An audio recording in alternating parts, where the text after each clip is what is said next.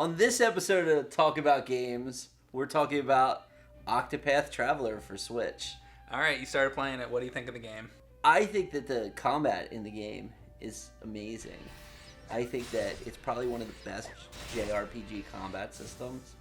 I love all the different character classes. I love how the characters are well defined in terms of their abilities. I like that you can pick who you want to start with. It's like a little bit of a choose your own adventure. That's true. In the old ones I played, it's always they choose it for you. Like, we had very different starting points. It's actually really funny, and that wasn't intentional either. I started with Ulbrich, and the last guy I got was the one you started with. Yeah, so I started with the Hunter. I forget, her name's weird. Yeah. I wanted to start with somebody different from who was in the demo. And I wanted to start with a weird class. It's not like, in this game, it's not like you have black mages and white mages, and although there are people who have ability sets that are like that, all of the skills are a little bit unique to the game itself. That's true, yeah. Which is pretty cool. And I think one of the cool things is all of the enemies in the game have weaknesses. They could be a physical weapon or it could be an element. And in order to defeat the enemies quickly, you have to break down those defenses by tailoring your attacks to the element that they're weak against. Your enemies have shields, and what you want to do is break that shield before you can attack them. And the way to break the shield is, let's say there's like a frog or something like that. I like that. Every JRPG has like a frog or something. So let's say the frog is weak against fire or ice. If you use fire on it, it will break the shield down. So let's say it was number 3. You break it down, now it's number 2. And once the shield is gone, then you can go in and attack it. And that's basically how the gameplay works, and I really enjoy that. The shield mechanic is interesting because when you get their shield down to 0, the character's stunned, so you can use it to interrupt their actions. And there's a lot of bosses in the game that have like enrage mechanics where they're just going to deal massive damage to you if you don't break their shield down in time. It'll be like so-and-so's powering up. Yeah. So they do a lot with that. A spear might appear below in one of those question mark blocks, and then you're like, okay, this guy's weak to spear, but there's 2 more question blocks, and then you use fire, and then that appears, and it's like, okay, he's weak against spear and fire. And then gradually those all become revealed, and then the next time you go into a battle, those will continue to be revealed, and that way it's sort of like it's a progression to where you feel like you're getting somewhere with that. So every time you see one of those enemies, you're like, I've already done this. I know what to do.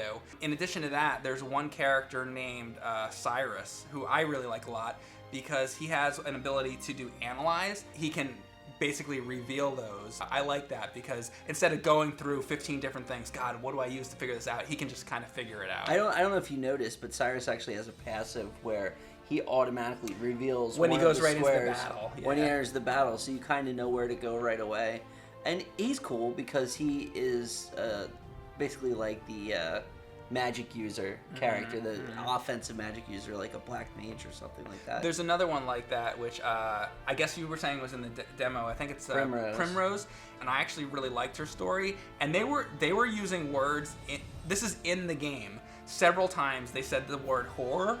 And I was like, this is a Nintendo Switch published exclusive game. Yeah. And it says that in it. I was like, wow, that's actually a big step, because one of the things that honestly Nintendo's viewed as like a kiddie console. Yeah. And I was like, this is not kids. It's interesting that they Nintendo has like going back to Final Fantasy IV, like way back.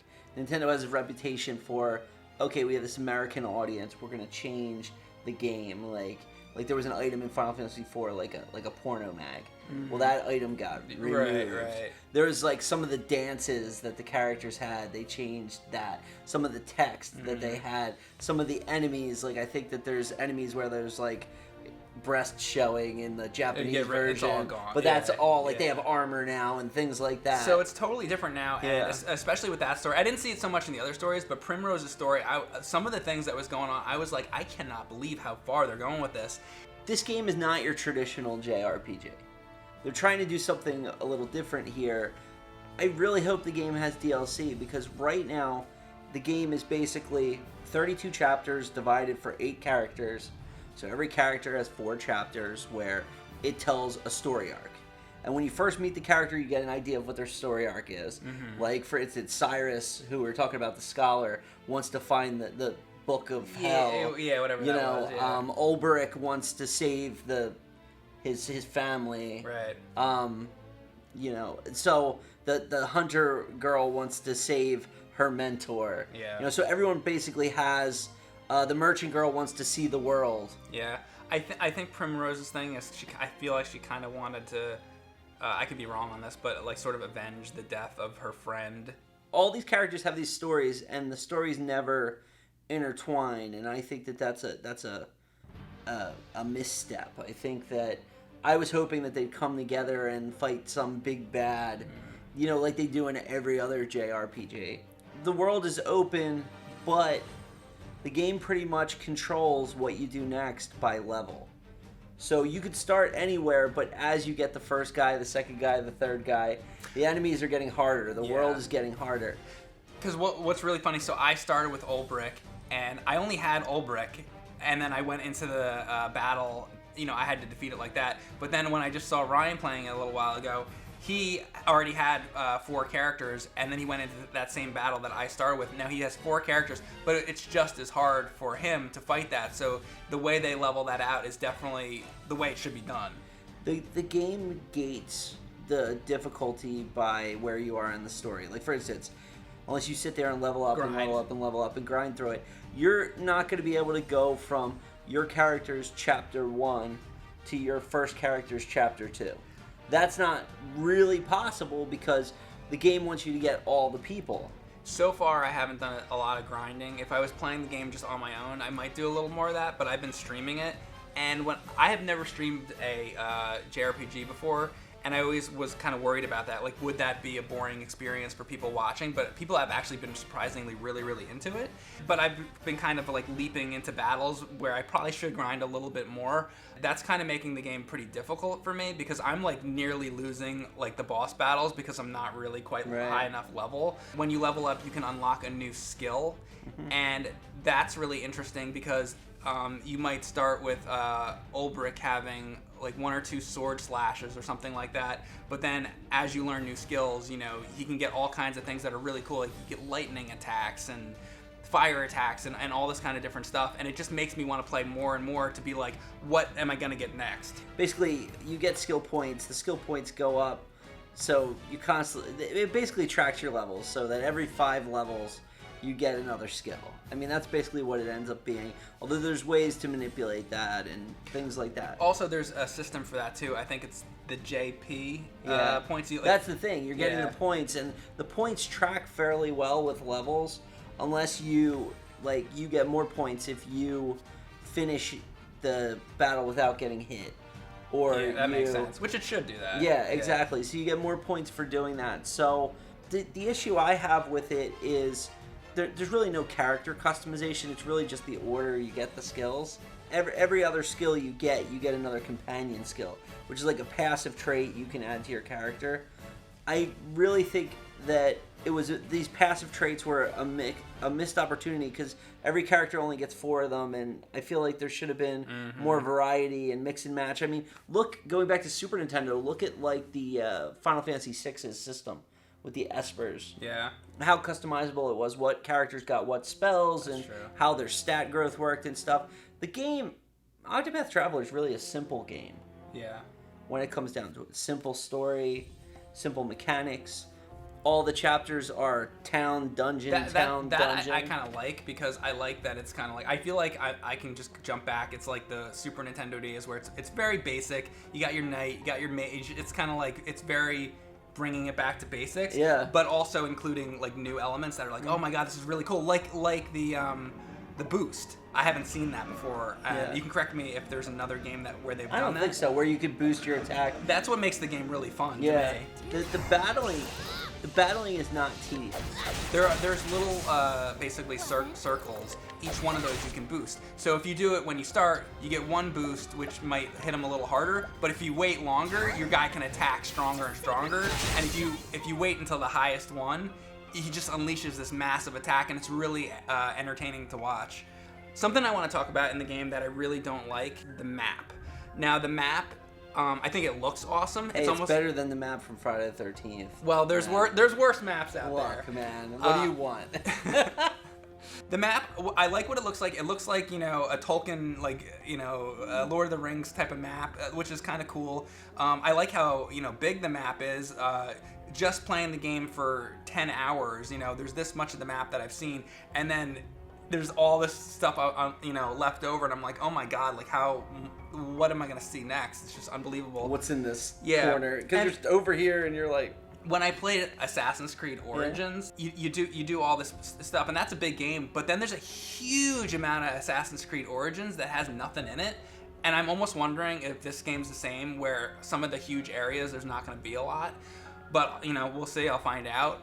But anyhow, so the thing I don't like about the map is you can zoom in and out on the map, but you can't zoom in a lot. And I feel like if you could zoom in more to get a better idea of the pathways, because the one thing I did have trouble with is you're walking down a path, and there are signs on the roads where you can look at the sign and it says go this way, go west, go north to this town, and all that. But the signs aren't always like where you need them to be, and you might be looking around, you're like trying to get around this like rock or this bush, and I'm just getting like kind of lost. Yeah, the graphical style really affects some of the visibility. Yeah. It's like the pseudo 2D, 3D. And it's one of the coolest things about the game. But you're right. Awesome. When there's paths going over each other and stuff like that. Yeah. Could you recommend this game? I mean, is this a game that you would recommend? I personally would absolutely recommend it. But you had brought up a good point that, you know, I'm a gameplay guy first and like a story guy, you know, second. So for me, definitely, I think a lot of people that play, probably most people that play, you know, JRPGs are really more probably story people. And if you're looking for story first, it may not be the best one because of what Ryan said, where the characters don't really interconnect. But for me, I think the gameplay is so fun. You're going around just this awesome world, and for a JRPG, the gameplay is so much fun with the boost ability and all the different attacks and things you can get. I personally definitely recommend the game. It is, even though it's a really, really, really good game, it is expensive for a Switch game. I think it's $60. It's 60, yeah. But I think that $60 is worth the money because of the fact that this is a game you're going to play for 60 plus hours. So that's like $1 per hour, you know? Mm-hmm.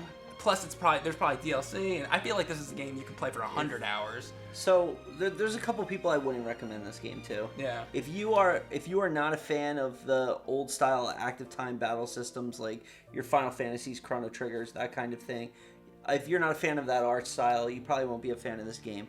If you demand an in-depth narrative, an in-depth story in your JRPGs, you probably won't be a fan of this game. If you want more than a hack and slash with some good character customization, the game's probably actually not for you, and I think that's a shame. Would you say that this game is more of a intro to JRPGs for people that haven't played a lot of them? It definitely has a Final Fantasy Mystic Quest feeling to it. I hate to say that, but even Mystic Quest has an overarching story and items that affect the map and stuff. I think that, I hate to say it, I think this game has all of its depth is put into this one central part of the combat system, and character progression and story and all of that suffers. You know, it's not Final Fantasy VI. This is 8 stories. Yeah. In one game, and you know, some of them are really cool. The stories are really cool, but I feel like because they don't weave together, it makes them less real. Like, why is this choir girl hanging out with a thief? I think the enemy design is awesome, and I'm not so much talking about when you encounter like the little wolf or stupid little like goat thing or whatever, but when you get to a boss fight, they look friggin' awesome. They are cool. The pixel art on the bosses is really cool. Some of the different mechanics with how you have to disrupt them at different times is really cool. Yeah. There's bosses where they're two pirates, and they change who you can hit based on whose life total is higher. Yeah. I would say the style of gameplay definitely lends to the mobile console that the Switch is. Like being able to pick this up, do a chapter, then go about your day is cool, and you know, it's a bonus. This game is made better because it can be taken on the go. I think I documented the problems well, but You know, it's a solid Switch title.